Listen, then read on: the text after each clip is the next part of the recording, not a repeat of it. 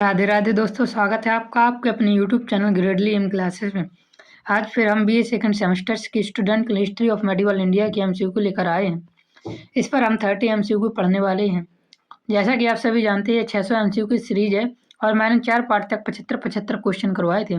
5वें पार्ट पर 50 क्वेश्चन और उसके बाद मैंने आपको बताया था मैं 30 प्रश्न करवाऊंगा, क्योंकि इन चैप्टर के ज़्यादातर रिपीटेड क्वेश्चन नहीं है।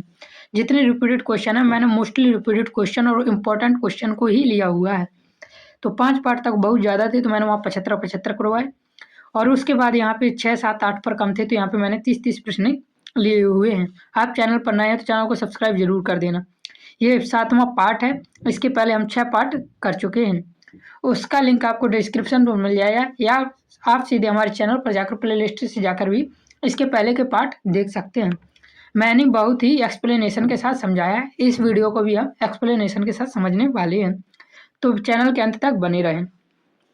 और यदि आप इन क्वेश्चंस के पीडीएफ चाहते हैं तो मैं जैसा कि लास्ट पे बताऊंगा कि आपको पीडीएफ कहाँ से मिलेगा।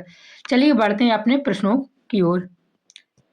हमारा पहला प्रश्न देखिए दिया हुआ है, इस्लाम स्थापत्य कला की प्रमुख पहचान क्या है? तो इसका सही आंसर है ऊंची मीनारें। इस्लामी वास्तुकला मुख्य विशेषता में गुंबद, मेहराब और ऊंची मीनारें शामिल है, जो मस्जिदों और मकबरों में स्पष्ट रूप से देखी जा सकती हैं। अगला प्रश्न देखिए दिया हुआ है, इमारतों को सुंदर बनाने के लिए संगमरमर पर कौन सा कार्य किया गया? तो इसका सही आंसर है नक्काशी, रंगीन फूल पत्ती व बेल, सोना व चांदी का पानी। मुगल काल में विशेषकर शाहजहां के समय संगमरमर पर नक्काशी, पितराद्रोह यानी रंगीन पत्थरों की जड़ाई और सोना चांदी का पानी का उपयोग सुंदर बढ़ाने के लिए किया जाता था। किसके लिए किया जाता था? सुंदर बनाने के लिए किया जाता था। अगला प्रश्न देखिए, अगला प्रश्न दिया हुआ, बाबर ने निम्न में से क्या निर्माण करवाए? तो इसका सही आंसर है बाबर ने कुएं, स्नान गृह और तालाब तीनों का निर्माण कराया। बाबर ने भारत में फारसी शैली के बागों, कुओं और स्नान गृहों और तालाबों के निर्माण की परंपरा शुरू की थी। चलिए देखते हैं अगला प्रश्न। अगला प्रश्न हमारा दिया हुआ है, निम्न में से कौन सी मस्जिद बाबर द्वारा नहीं बनवाई गई? तो इसका हमारा सही आंसर हो जाएगा दिल्ली की जामा मस्जिद। पानीपत की काबुली बाग मस्जिद बाबर ने बनवाई थी। रोहतासगढ़ की मस्जिद भी बाबर ने, अयोध्या की बाबरी मस्जिद भी बाबर ने बनवाई थी। दिल्ली की जामा मस्जिद बाबर ने नहीं बनवाई थी। इसका निर्माण मुगल सम्राट शाहजहां ने करवाया था। किसका? दिल्ली की जामा मस्जिद का निर्माण शाहजहां ने करवाया था, बाबर ने नहीं करवाया था, ये याद रखना। दिल्ली की जामा मस्जिद का निर्माण शाहजहां ने करवाया था। चलिए अगला प्रश्न देखते हैं, अकबर द्वारा बनाई गई प्रथम इमारत कौन सी थी? तो इसका हमारा सही आंसर हो जाएगा अकबर ने सबसे पहले हुमायूं का मकबरा बनाया था। दिल्ली में स्थित हुमायूं का मकबरा अकबर के शासनकाल की पहली महत्वपूर्ण इमारत मानी जाती है, जिसे उसकी सौतेली माँ हाजी बेगम की किसकी देखरेख में? हाजी बेगम की देखरेख में बनवाया गया था। किसने बनवाई थी? अकबर ने बनवाई थी। किसका मकबरा था? हुमायूं का मकबरा। चलिए अगला प्रश्न देखते हैं। अगला प्रश्न दिया हुआ, अकबर ने निम्न में से किन किलों का निर्माण करवाया? तो इसका सही आंसर है आगरा किला, इलाहाबाद किला और लाहौर किला का निर्माण करवाया। अकबर एक महान निर्माता था जिसने साम्राज्य की सुरक्षा के लिए आगरा, लाहौर, इलाहाबाद और अटक में मजबूत किलों का निर्माण करवाया था। कहाँ? आगरा, इलाहाबाद, लाहौर और अटक में मजबूत किलों का निर्माण करवाया था। अगला प्रश्न देखिए, अगला प्रश्न दिया हुआ, फतेहपुर सीकरी की अधिकांश इमारतें किस शासक ने बनवाई? तो फतेहपुर सीकरी की अधिकांश इमारतें अकबर ने बनवाई थी। अकबर ने फतेहपुर सीकरी को अपनी राजधानी बनाया था। अकबर ने किसे राजधानी बनाया था? अपनी फतेहपुर सीकरी को राजधानी बनाया था। किसने? अकबर ने। और वहां बुलंद दरवाजा, जोधाबाई महल और पंचमहल जैसी इमारतें बनवाई थी। क्या क्या बनवाया था? बुलंद दरवाजा, जोधाबाई और पंचमहल जैसी कई इमारतें बनवाई थी। अगला प्रश्न देखिए, राजपूत शैली की चित्रकला में किस प्रकार के चित्र बनाए गए? तो इसका सही आंसर है दरबार के दृश्य, साहित्यिक रचनाएं, लोक कथाएं यानी उपयुक्त सभी। राजपूत चित्रकला में दरबारी जीवन के साथ साथ रामायण, महाभारत किस शैली मिलते हैं? तो रामायण और महाभारत भी मिलते हैं। किसमें? राजपूत चित्रकला में। अगला प्रश्न देखते हैं, अगला प्रश्न दिया हुआ, राजपूत शैली को किन शैलियों में वर्गीकृत किया गया? तो राजपूत शैली को बीकानेरी शैली, जोधापुरी शैली और जयपुरी शैली तीनों शैली पर निर्मित किया गया। राजपूत चित्रकला अपनी क्षेत्रीय विविधता के लिए जानी जाती है, जिसमें मेवाड़, मारवाड़, यानी जिसे मारवाड़ या जोधपुर भी कहते हैं, और बीकानेर और जयपुर में भी बीकानेर और जयपुर आदि शैलियाँ शामिल थीं। अगला प्रश्न देखते हैं।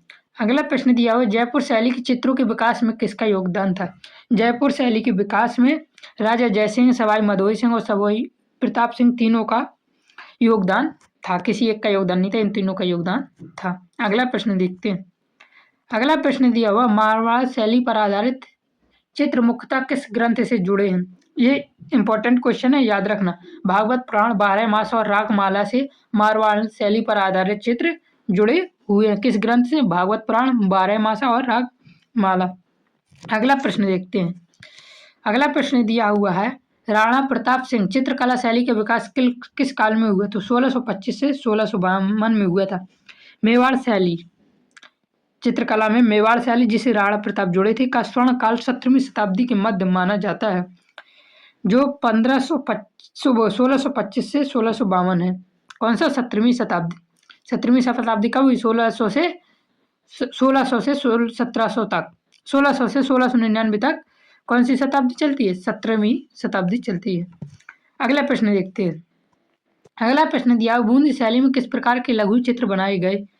तो बूंदी शैली में हाथियों की लड़ाई, शिकार करते शिकारी और घुड़सवार प्रकार के चित्र बनाए गए थे। अगला प्रश्न हमारा दिया, दक्षिण भारत के शासकों ने चित्रकला को कहाँ कहाँ विकसित किया? तो इसका सही आंसर है, दक्षिण भारत ने अहमदनगर, बीजापुर, गोलकोंडा तीनों जगह पर विकसित किया था। अगला प्रश्न देखते हैं। अगला प्रश्न हमारा देखिए दिया हुआ है, मध्यकाल में शिक्षा की प्रमुख संस्थाएं कौन सी थीं? तो इसका हमारा सही हो जाएगा, मदरसे तथा मकतब। मध्यकाल में मकतब प्रारंभिक शिक्षा के लिए थे और मदरसे, मकतब किसके लिए? प्रारंभिक शिक्षा के लिए, और मदरसे उच्च शिक्षा के लिए थे। अगला प्रश्न देखिए। अगला प्रश्न दिया है, औरंगजेब के समय का प्रसिद्ध हिंदी कवि कौन था? तो सही आंसर भूषण। महाकवि भूषण औरंगजेब के समकालीन थे, जिन्होंने छत्रपति शिवाजी महाराज और छत्रसाल और छत्रपति शिवाजी महाराज के शौर्य पर कविताएं लिखी हुई हैं। अगला प्रश्न देखिए दिया हुआ है, मुंतखब उल लुबाब किसकी रचना है? तो यह काफी खां की रचना है। यह मुगल इतिहास का एक महत्वपूर्ण स्रोत है, जिसे काफी खां ने गुप्त रूप से औरंगजेब के शासनकाल के दौरान लिखा था। अगला प्रश्न दिया हुआ है, ग्वालियर के किस कवि को शाहजहां ने राजकवि व महाकवि की उपाधि दी? तो सुंदर को शाहजहां ने ग्वालियर के ब्राह्मण कवि सुंदर, यानी सुंदर कविराय था जिसका पूरा नाम, उनको साहित्य प्रभाव के लिए राजकवि और महाकवि की उपाधि दी थी। अगला प्रश्न देखिए दिया हुआ है, शाहजहांनामा ग्रंथ की रचना किसने की? शाहजहांनामा ग्रंथ की रचना इनायत खान ने की थी। अगला प्रश्न देखिए दिया हुआ है, बीरबल का महल कहाँ स्थित था? तो बीरबल का महल फतेहपुर सीकरी में स्थित था। बीरबल का महल अकबर द्वारा निर्मित राजधानी फतेहपुर सीकरी में परिसर में स्थित सुंदर इमारतों में से एक है। मुगल चित्रकला का स्वर्ण युग किसे माना जाता है? तो इसका हमारा सही आंसर हो जाएगा जहांगीर का काल। जहांगीर स्वयं चित्रकला में पारंगत था और उसके काल में चित्रकला अपनी पराकाष्ठा पर पहुंची, इसलिए इसे क्या कहा जाता है? चित्रकला का स्वर्ण युग कहा जाता है। अगला प्रश्न देखिए दिया हुआ है, विद्वानों के आश्रय हेतु दीन पनाह नामक भवन किसने बनवाया? तो इसका सही आंसर है हुमायूं ने। अगला प्रश्न देखिए, एतमादुद्दौला के मकबरे का निर्माण किसने करवाया? तो इसका हमारा सही आंसर हो जाएगा नूरजहां ने। अगला प्रश्न देखते हैं, आगरा किले की मोती मस्जिद का निर्माण किसने करवाया? आगरा किले की मोती मस्जिद का निर्माण भी शाहजहां ने करवाया था। अगला प्रश्न हमारा दिया हुआ है, ताजमहल का निर्माण किस स्थापत्य शैली से हुआ? तो इसका सही आंसर हो जाएगा भारतीय तथा फारसी की मिश्रित, भारतीय फारसी नहीं, इन दोनों की मिश्रित शैली से ताजमहल का निर्माण हुआ था। अगला प्रश्न हमारा दिया हुआ, मुगल स्थापत्य में प्रयुक्त प्रमुख निर्माण सामग्री क्या थी? तो सही आंसर हो जाएगा संगमरमर तथा बलुआ पत्थर। अगला प्रश्न हमारा दिया हुआ, चित्रकला में रागमाला किससे संबंधित है? तो इसका सही आंसर है संगीत से। चित्रकला में रागमाला संगीत से संबंधित है। अगला प्रश्न हमारा दिया हुआ है, फतेहपुर सीकरी का निर्माण किस उद्देश्य से किया गया था? तो इसका सही आंसर है राजधानी बनाने हेतु धार्मिक कारण और राजनीतिक कारण से किया गया था। अकबर के दरबार के प्रमुख चित्रकार कौन थे? तो अकबर के दरबार के प्रमुख चित्रकार सभी थे शायद, बसवान, दसवंत और मंसूर, उपयुक्त सभी इसका सही आंसर हो जाएगा। अगला प्रश्न और आखिरी प्रश्न हमारा दिया है, मुगल काल में इतिहास लेखन की प्रमुख भाषा क्या थी? तो इसका सही आंसर हो जाएगा फारसी। मुगल काल में इतिहास लेखन की प्रमुख भाषा फारसी थी। इस प्रकार मैंने आपको 30 इंपॉर्टेंट एमसीक्यू और मोस्ट रिपीटेड एमसीक्यू करवाए हैं, जो कि हमारे स्थापत्य कला शैली और इमारतों से रिलेटेड थे। यदि आप इसका पीडीएफ चाहते हैं तो आपको हमारे यूट्यूब के बायो पर जाना होगा, वहाँ पर आपको टेलीग्राम का लिंक मिलेगा, जिस पर आपको मैसेज करना होगा।